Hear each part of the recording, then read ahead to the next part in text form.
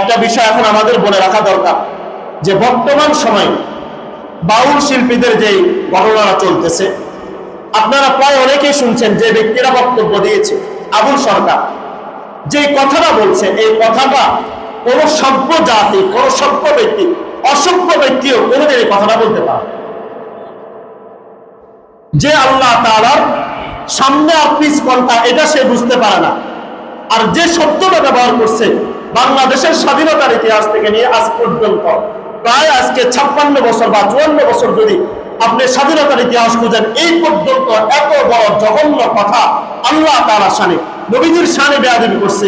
আয়েশা রাদিয়াল্লাহু তাআলার সাথে কথা বলছে, শানে কথা বলছে, কিন্তু এত বড় বেয়াদবি কথাবার্তা আল্লাহ তাআলার শানে এই পর্যন্ত কেউ করে।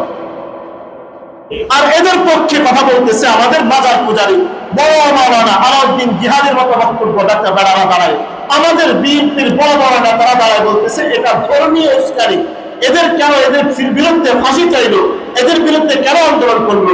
আমাদের এনসিপির নেতারা, আমাদের আওয়ামী লীগের নেতারা আজকে ধর্মীয় উস্কানির নাম দিয়ে ফরাদ বাজারের মতো সুশীল ব্যক্তি যে ওই চিন্ময়ের সময় তার কাছে গিয়ে ক্ষমা চাই আসে, তার কাছে যায়, আবার হিন্দুরা আসলে সেখানেও যায়। অর্থাৎ মুসলমানদের বিরুদ্ধে যত আন্দোলন আছে সবগুলোর মধ্যে আমাদের এই বুদ্ধিজীবীরা সেখানে গিয়ে একমত পোষণ করে আসে। এরা এসে আর বলতেছে যে একজন কথা একটা বলছে, এটা তার ব্যক্তিগত মত হতে পারে। আল্লাহর শানে যদি কেউ এরকম কথা বলে, শুধুমাত্র নবীর শানে, মান সাব্বা নাবিয়্যান ফাকতুলু, হাদিসের মধ্যে আসছে কেউ যদি মুনাফিক শুধুমাত্র নবীজির বিরুদ্ধে একটা কথা বলছে, নবীজিকে গালি দিছে, তাকে হত্যা করাটা ওয়াজিব। আজকে যদি এটা ইসলামিক রাষ্ট্র হতো তাহলে এই জাবুল সরকারকে হত্যা করাটা প্রত্যেকটা মুসলমানের উপর ওয়াজিব ছিল।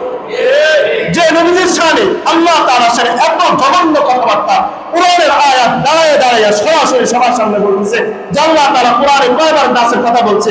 আল্লাহ তাআলা একবার কোরআনে 6 বার নাস, কোরআন রব্বিন নাস মালিকিন নাস, আল্লাহ তাআলা নাসের কথা বলে। সে নাকি কোরআনে আল্লাহ তাআলার কথা মুখ কোনটা, আল্লাহ তাআলার পিছনের রাস্তা কোনটা সে এটা বুঝে না।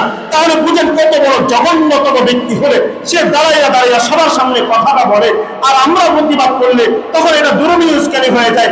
আমাদের এলাকারা নির্বাচনে এই গুটি কয়েক লালনের ধর্ম যারা বিশ্বাসী করে, এই বাউলের ধর্ম যারা বিশ্বাস করে, এরা 2% না, অথচ এদের বিরুদ্ধে কথা বললে আজকে মুসলমানদেরকে ধর্মীয় উস্কানি দিয়ে মুসলমানদের বিরুদ্ধে তৌহিদি জনতা বলে এদেরকে গালিগালাজ করা হচ্ছে। আজকে এনসিপির মতো 2 দিনের রাজনৈতিক লোক এরা আজকে দাঁড়ায় দেয় ভাষণ দিতেছে, এদের লোকরা বলতেছে যে লালন কি বলছে, সামান্য একজন ব্যক্তি কথা বলছে। আমাদের নেতার বড় বড় মহাসচিব এরা দাঁড়ায় বলতেছে এরা ধর্মীয় উস্কানি।